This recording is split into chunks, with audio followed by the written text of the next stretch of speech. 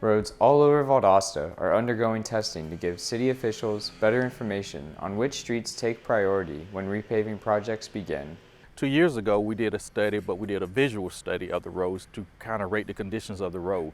Now we've gone out and found a company that would do it professionally. They use scientific experience and x-rays to check the road, evaluate the top surface of the road and the bottom base of the roadway.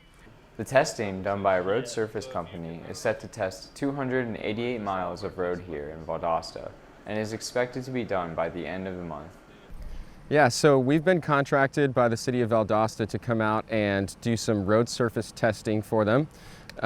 Basically what we do is we bring our van out here, which has two big laser pods on the rear, and those laser pods basically scan the road and create what's called a pavement condition index. The pavement condition index looks for roughness or imperfections in the road, helping the team decide which roads to fix first.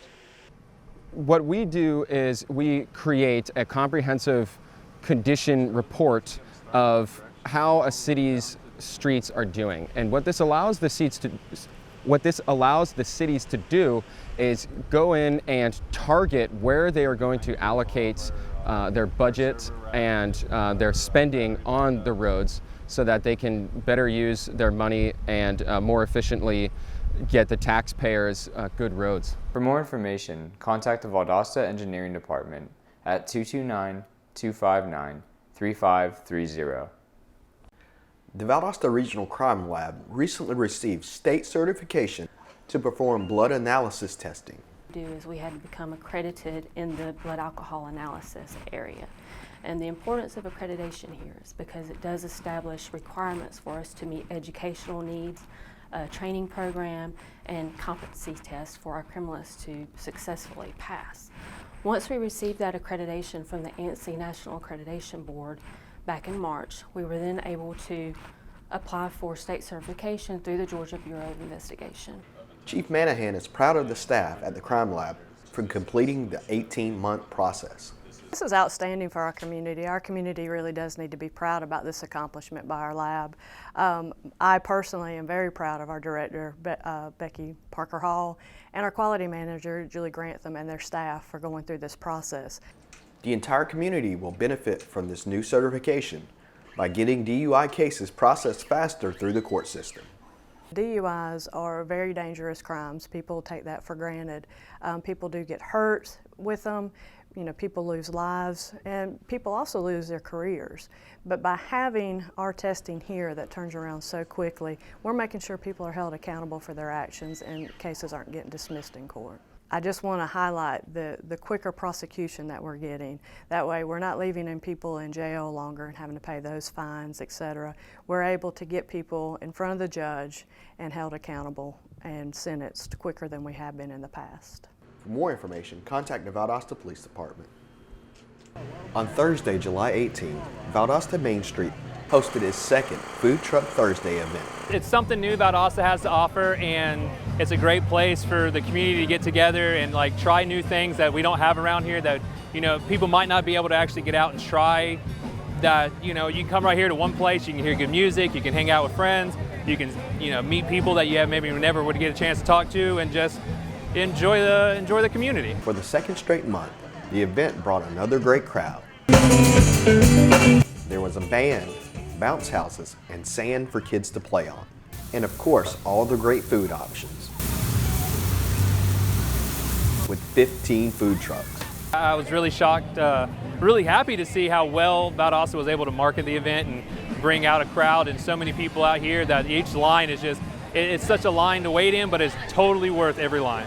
Johnson says that Valdosta Main Street did a great job of promoting the event, making sure as many people knew about it as possible. Heard about it through a lot of social media on Facebook and just on social media in general. Valdosta Main Street was able to share it a bunch, and I saw that people got really excited for and real hyped, and I heard a lot through just hearsay and a lot of through the grapevine and everything. For more information, contact Valdosta Main Street. The Valdosta Fire Department held a promotional ceremony in the City Hall Annex Multipurpose Room. Carlton Couch is now a sergeant. Trey Cochran, Scott Garrett, and Ryan Strickland were promoted to lieutenant, and John Herpin is now battalion chief. It's a huge deal. It's one of those moments that define a career sometimes. Most of us work really, really hard to be great at what we do, and then to make the effort to study and progress to the next rank, it's unbelievable. Herpin appreciates all the friends and family that were able to attend to honor his brothers in the fire service. Our families at home sacrifice so much for us to be here. And so when we're here spending so much time together, we become a family. And so at times like this, when we can have everyone's family come together, it's like a big family reunion. We get to see kids growing up that we haven't seen in a while, and it's an awesome feeling. Patrick Brinson, Matthew Estenson, Jarvis Gilliard, and Gabe Luke were also recognized as now officially being firefighters. Herpin says he remembered his first swearing in well, despite it being years ago. That day was almost 19 years ago, and I remember it like it was today. To get that badge after working so hard to achieve the certifications, it is a great feeling of accomplishment that very few things other than becoming a father can surpass. For more information, contact the Valdosta Fire Department. So I know water's in the system. The City of Valdosta Utilities Department is educating residents and businesses about who needs a backflow device and the importance of these devices for each and every citizen. The backflow device stops any kind of water coming back from the business. So, and we don't want it to our water system, so that device protects our water system. Most businesses need a backflow device installed, but also residents with a pool or a well. Restaurants, mainly chemical companies, definitely. Residents that come from well water to city water, they definitely need one, because some of the residents, they want to keep their well operational. So I tell them that if they're going to keep it operational, then they must have a backflow device. Again, we don't want cross-contamination from the well water to our city water. Each backflow device has to be inspected each year during the month that it was installed. The Utilities Department has a full list to choose from of approved businesses to make those checks. We have maybe 40 companies that's on our list. It just makes sure that device is working, because again, we want to protect our water system. So that's the reason why we ask them to test it within that 1 year. For more information, contact the Utilities Department at 229-259-3592.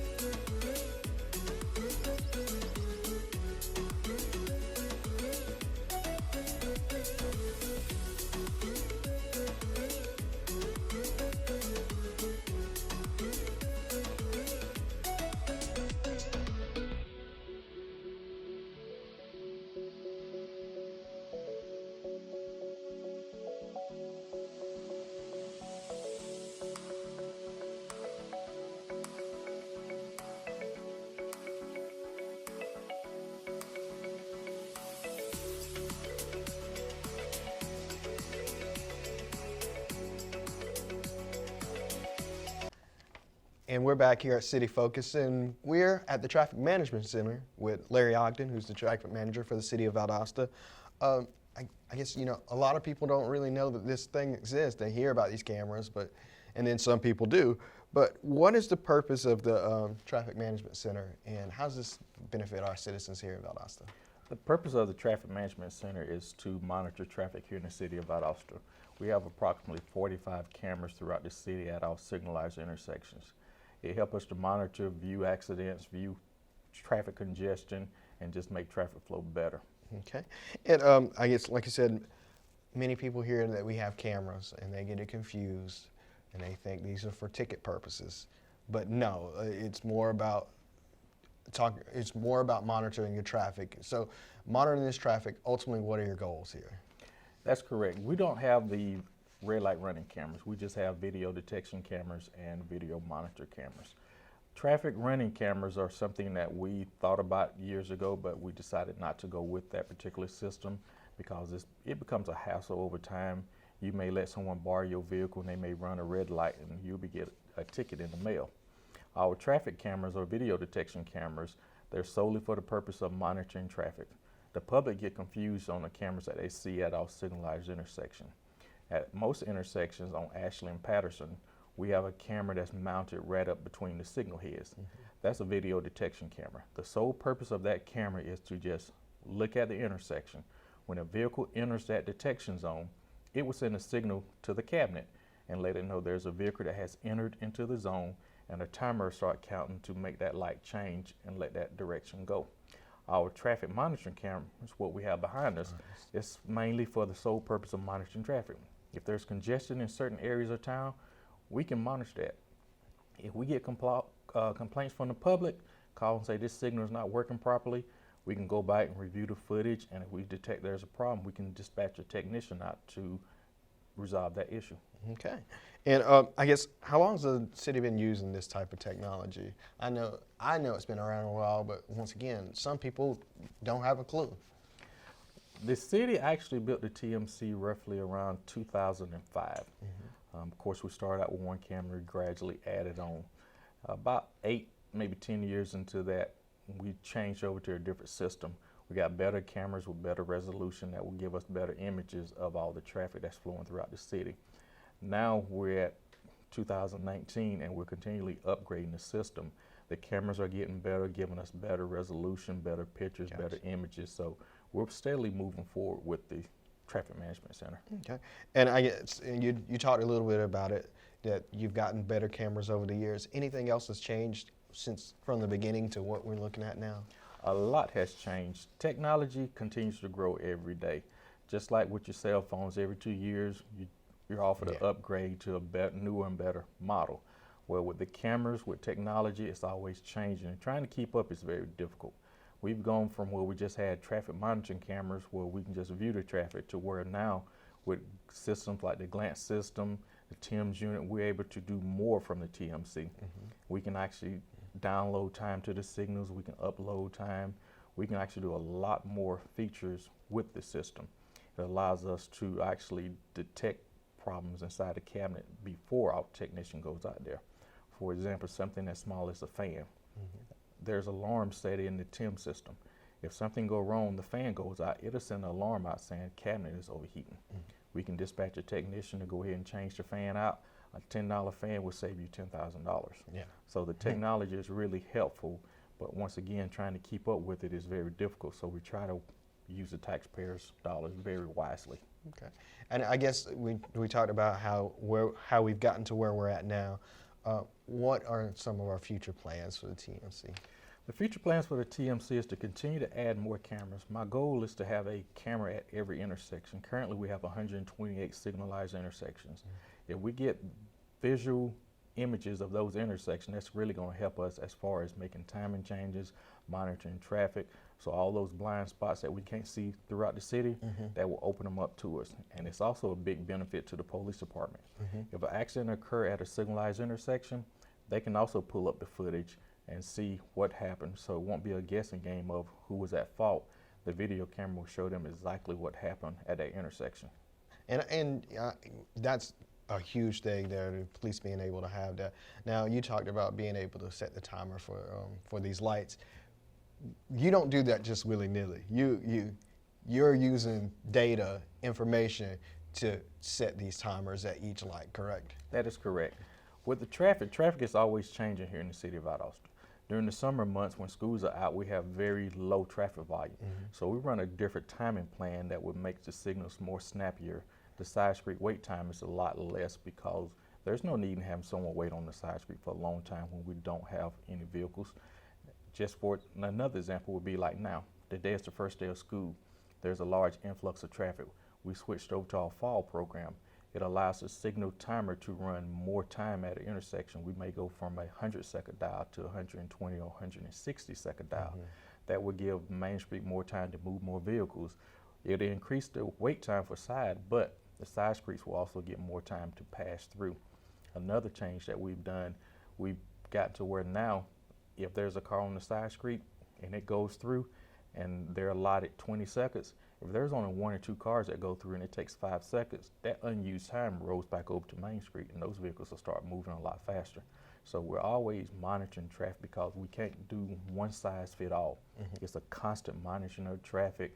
We listen to the complaints from the citizens. If they have complaints about a certain area or certain signal, we go out, we investigate. And we can make time changes to make that better, we do it. Okay. Well, Larry, I appreciate you talking to us. We're going to come back in a little bit, and we're going to have Larry here to talk about street signs. Hannah complained of a headache. It was a rhabdomyosarcoma. Within a few days, Hannah was in treatment because we were told that the tumor was very aggressive. St. Jude is an asset to the world. The research that is developed here is offered freely. I think it's the kind of place that could teach the world a couple of lessons about how to treat people. If those lessons could be learned, this world could be a better place. And we're back here on City Focus, and Larry's still with us, and he's going to talk to us a little bit about street signs. Now, one thing I learned when I started working for the city is that all the street signs in the city, that we do those in-house. How much work does it take to make one of those signs and take care of all these signs here in the city? That is correct. We make all of our signs in-house. In the public, that surprises a lot of people. They're upon the impression that everything that we put up, we order. We have a building right inside here that where when we need to make a sign, we can actually fabricate the sign in-house completely from the beginning. We order all the material in, which is the sheeting, the high intensity sheeting, and we also order the EC film, which is the green covering, the black covering, the red covering, and we also order the metal blanks. Once that's in, we usually keep a warehouse where we keep so many of them in stock. Once we get a call that a sign is down, for example, Ashley at Webster, before we make it, we'll have the guys to go out and verify that that sign is down. Once we verify that the sign is down, we'll go ahead and get the block numbers while we're out there in that location. Then we'll come in, we have a computer system where we can actually type in the name, Ashley, type in the name, Webster, and the computer will do most of the work. We do the alignment, make sure it's inside the blank center correctly, and then we'll send it to the cutter where it's actually cut. Once the sign is cut, the technician will go through the weeding process or the peeling process, where they actually go in and peel out the letters that the cutter has cut so we can actually have the name. Next process would be to put transfer tape on it, roll it through the applicator, get all the air bubbles out, and then the next step would be to apply it to the sign blank. So the process is relatively easy, it's repetition, but the average sign from the time we go out and verify that it's down, come inside and make it, go back out and put it up. Best case scenario, you're looking at probably an hour. Gotcha. And I guess how often are you making a new sign to replace an old one that you see how once a sign gets put up, how long is it up there for? The warranty on the material that we use is a 10-year warranty on the sheeting. Now, up under good conditions, we would get 10, 12, 15 years out of it.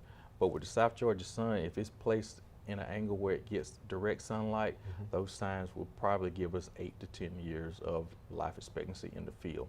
We're always out GMing our routes, doing general maintenance on the routes to make sure the signs are up, meeting specs and reflectivity. If we run across a sign that's badly damaged through an accident or the sign has just faded out, we'll go ahead and put a work order in to go ahead and get that sign changed out. So the process never ends. We're always making signs every day. Okay. And I guess once you find that sign and you go through that full process you talked about earlier, how long does it take for us to get a new one put up? If everything is good, the pole is still in place, we can have it up in one day. But generally it takes a little bit longer because we have a backlog of signs that's missing and ones we're trying to upgrade. Now if the sign is missing, there's no pole, we have to go through the process called locate. That's where a guy will have to go out and we'll mark a spot and type it into the 188 811 locate. They take up to 3 days to have all the utility companies to come out and locate the area, make sure there's nothing buried there. Utilities, yeah. Yes. Once the utilities have been identified, and if there's utilities in our area, we have to dig slowly to make sure we don't break anything. So at worst case scenario, 3 to 4 days to get a sign put up, but the pole is still there. Good case, we can have back up the same day. Wow. That's pretty fast. I didn't realize it. I just assumed it was a lot longer to get that process done. Well, if a citizen sees a sign that has an issue, what's the best case? What should they do? The city has adopted a new system called See Click Fix. If you see a sign that's down or a pothole or something that you want to notify the city, it's best to go ahead and put in a ticket through our See Click Fix system. That would generate a ticket that go to the appropriate department. There's people with the city that monitors that, and they'll make sure that that ticket gets to the right location. However, I do encourage the public, if you see anything, basically a red sign, stop sign or yield sign, if you see those down, don't put in a ticket. Call our engineering department so they can go ahead and call us directly, because a missing stop sign or a missing yield sign can cause an accident. Someone new to the area coming in not knowing that's a 2-way stop, 3-way stop, or 4-way stop, they'll go through the intersection and cause an accident, and that's one thing we do not want. Stop signs and yield signs are our top priority. If we get a call that one of those are down, damaged, or missing, we go and take care of that immediately. Okay. We also have a technician that's on call 7 days a week. They rotate a weekly schedule. And when they get calls after hours of stop signs and yield signs, they immediately get dispatched to go and take care of that as quickly as possible. Okay. Well, and thank you for talking to us a little bit about the street maintenance and the street signs. You're going to be back in just a second, and we're going to talk about road work. If you want to download that Click and Fix app, you can download it on Android or iPhone. Click and Fix, Valdosta Click and Fix, and you can, let Larry know about those signs that are down. And we'll be back here on City Focus. Your zip code. Just one number different, and you might have a whole other life.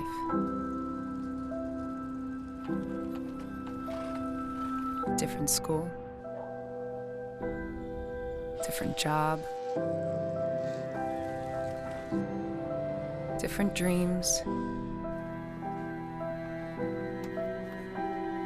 different problems.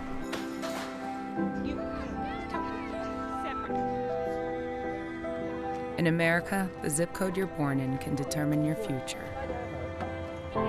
The Y works to change that, with programs and services that help everyone thrive, no matter who you are or where you're from.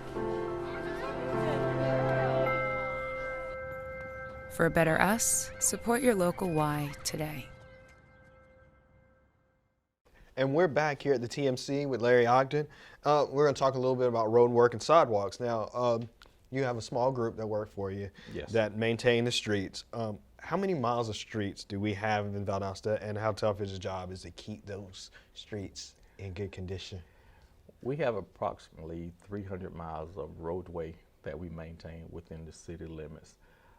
Our crew is roughly 7 guys that maintain potholes, washouts, route repair, sidewalk. Sidewalk, we have roughly 110 miles of sidewalk here in the city of Valdosta. So that crew stays busy from the time they get in at 7 to the time they leave at 3:30 Monday through Friday. I bet. When you get a call for a pothole, how long does it usually take for, your guys get out there and look at it and examine it and then get it fixed? We try to get to a pothole within 2 days. Our average response time is 1 day.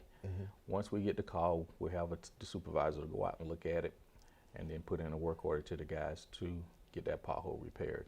Unfortunately, rain is good for the environment, but it's bad on asphalt. Rain will show us all the weak spots that we have in our asphalt. And this year we've received a large amount of rain, and it has showed us a lot of weak spots in our system. That crew is really behind with potholes. There's also route repair. There's situations where we have a road, for example, at the intersection of Patterson and Mary. There's a route that was pushing up the roadway. They went in and started repairing. A project that should have took them 2 days we're working on a week now because we have to cut the asphalt. Then up underneath the roadway there was concrete. So we had to cut the concrete, dig out the asphalt, dig out the concrete, and then remove this massive root that was pushing up the roadway. After all that's being removed, the dirt must be put back in, tamped down, and then we come back with concrete. We have to have a day for that to cure. Then we come back with asphalt. One of the things that slows down the process of repairing roots and potholes is the availability of asphalt. We deal with a lot of companies here in town. We deal with their local vendors. We deal with ones Sparks, Mineola, and Equipment trying to get asphalt. If those companies are not running, we can't repair potholes. We can use what we call cold patch. It's a temporary fix, but it's not a permanent fix. So that just pushes us farther and farther behind availability of asphalt, the weather conditions, and if we have a large project like over on Mary, it just pushes us back farther and farther. Yeah, because you can never really know what you got under the road until you cut it over. Exactly. And the same thing, like I said, with signs, we have to do a locate when we're doing road repair. If we're digging down, we don't know what's up underneath there, whether it's power lines, water lines, sewer lines. We have to get locates to find out what's there before we start digging. Okay. And I guess what's something about, you know, that job that I guess most people wouldn't know that those guys are doing out there every day? It's not as fast as people would think it is. Once again, you pull in a trailer with a regular Ford vehicle and they're pulling 3-4 tons of asphalt. It takes time to move around the city, be careful not to hit anyone. Then we have to set up a work zone before we can even start work. So you have to saw cut the road, you have to clean out the hole, then you have to put your tar, then you go ahead and put your asphalt in there and you have to tamp it down. So one pothole, instead of just getting out, throwing shovels of asphalt into the hole, we have to prep it first because studies have shown and personal experience have shown if we just pull up to a pothole, throw asphalt in there, pack it down and drive off, it's gonna come back. But if we go ahead and saw cut it nice, neat and square and put it in there, those square corners are gonna help hold that asphalt in there. So the hot asphalt's gonna bond with the older asphalt and we have a permanent repair that's gonna last a lot longer. Okay. And I guess if somebody sees issues with a sidewalk, pothole, or any of those things, what's the best thing that you need to do? Once again, see-click fix is the best route to do. Go ahead and put in a ticket. You have a record that you have identified an issue. You have submitted it to the city, and we'll make steps to go ahead and get that repaired. We also, going back to the pothole repair, we have a little mini milling machine. We've got areas in the city where you may be driving down Forest or Lee, and you see multiple patches back to back to back. With our milling machine, we'll actually go in. Instead of just repairing one spot, we may mill out 25, 30, 40 feet, 4 foot wide.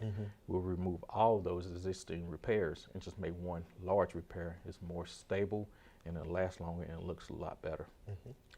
Well, Larry, I want to thank you for your time here, telling us all about everything in traffic management. You got a lot going on over here, making sure everybody gets to where they're from one place to another safely. And you guys have a lot of work you guys are doing over here, but we appreciate everything you guys do. And we'll be back here on City Focus. I really want to take time and thank every single person who has come out to donate today. This is a great showing for our community and the support that we're given, and I'm looking forward to next year. We hope that everyone remembers, comes back next year, continues to support, and maybe even make it even larger next year. We've had a lot of traffic come in today, and on behalf of both Valdosta Fire Department and Police Department, we want to thank everyone for the continued support. Yes, sir. Let's get there. Extend it further in.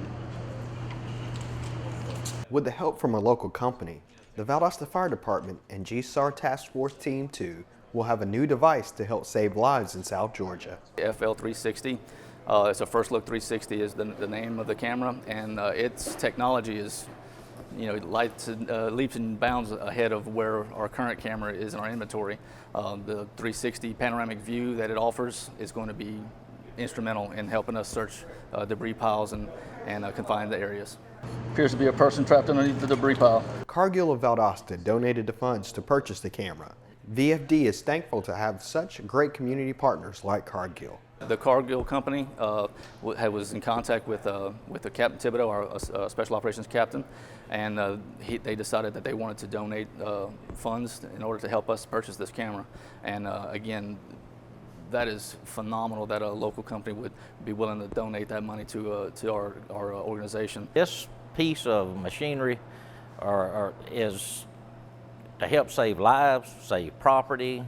So yeah, we were very, very interested in donating this. The men and women of the department are ready to start training with the new equipment and protecting the citizens of South Georgia. With this camera, we cut down the amount of time that it will take us to locate victims and then get them the help that they need. So, you know, I don't think you could really put a price tag on it or anything like that, but, you know, anytime you upgrade a system, you know, there's going to be a huge amount of gain and then very limited amount of downside. So right now we are just excited about the upgrades that this camera is providing us. For more information, contact the Valdosta Fire Department.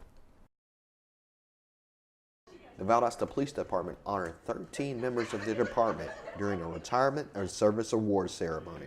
Sergeant Bucky Griffin, Detective Terry Hines, Detective Heather Turner, Officer Travis Hodges, Leah Lynch, and Sharon Brinson received the 10-year service award. Lieutenant Scotty Johns, Sergeant Brad Ingram, Detective Vincent Scruggs, and Officer Alvin May had 15 years of service. 20 years for Detective June Bidwell, and 25 years for Officer Richard Burkhart. And finally, Lieutenant Tim Pickett retires after 27 years. He leaves the group with some words of advice. It just sneaks up on you, and before you know it, the time is there. So I can't really answer that because just one day you wake up and like, wow, I've been here that long. Just remember to do what's right. Basically, it's not it's not so much the position you're in, but what you're doing that's right. We thank all the men and women of the Valdosta Police Department for their service to the community. Valdosta State University Public Safety held National Night Out on the campus's front lawn. Guests got the chance to take an up-close look at one of Moody Air Force Base's HH-60 Pave Hawk helicopters, along with other equipment from local first responders, including the Valdosta Police and Fire Departments. National Night Out allows the public to meet and build a relationship with its first responders.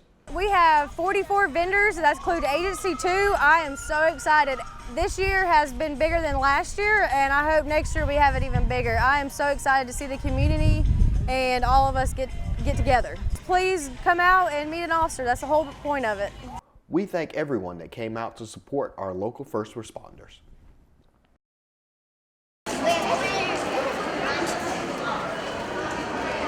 Over 800 students in Valdosta and Lowndes County received backpacks and school supplies in a back-to-school event hosted by the city's Neighborhood Development Division. The back-to-school event also allows students and parents to get important information from schools after receiving their school supplies. It does give students the opportunity to get resources that they may not be able to get, and it helps bring everybody together so that we can all be on one accord and be ready for our school year.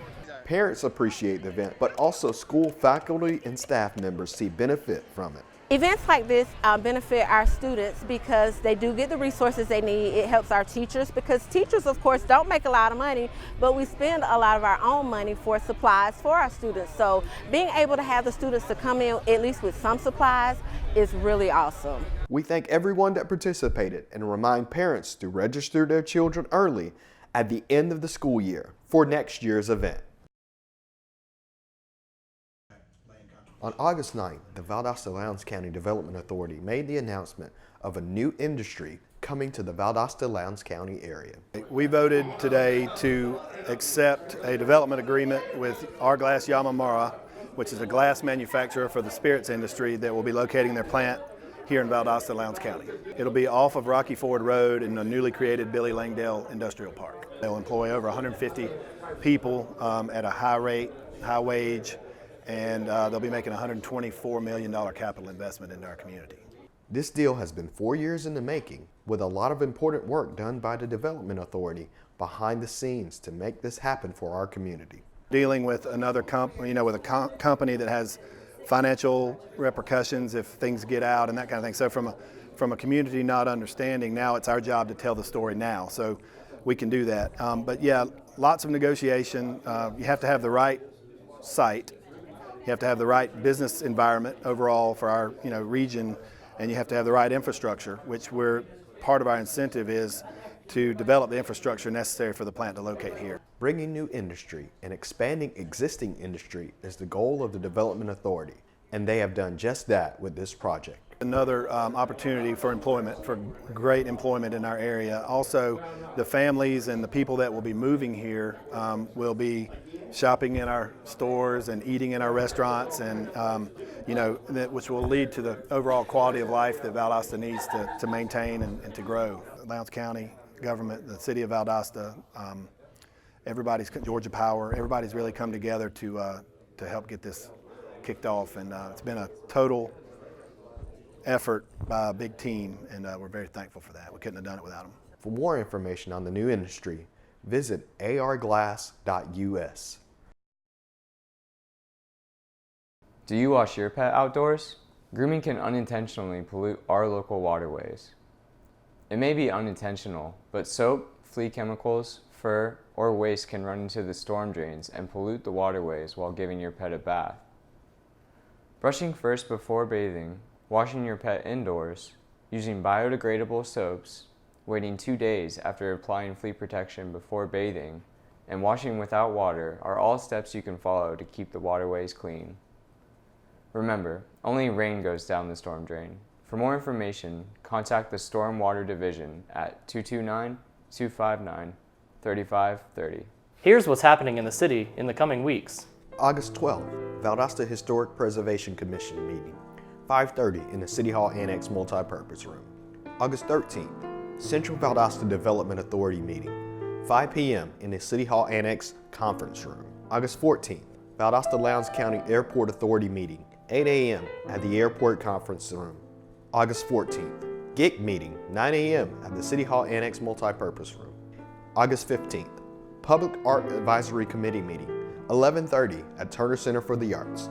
August 19th, Valdosta Housing Authority meeting, 12 p.m. at 610 East Ann Street. August 19th, Greater Lowndes Planning Commission meeting, 5:30 at the South Health District Administrative Office.